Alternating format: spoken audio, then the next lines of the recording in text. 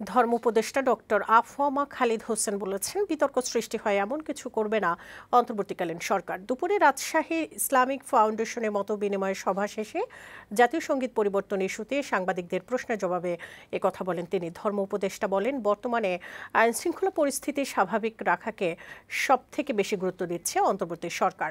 ধর্মীয় উপাসনালয় হামলার প্রসঙ্গে বলেন, মসজিদ, মন্দির, মাজারে যারা হামলা করছে তারা মানবতার শত্রু।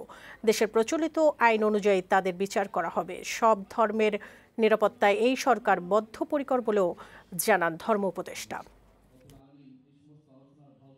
আমাদের প্রধান উপদেষ্টাও বারবার বলেছেন, বিতর্ক সৃষ্টি হয় এমন কোনো জায়গায় আমরা হাত দেব না।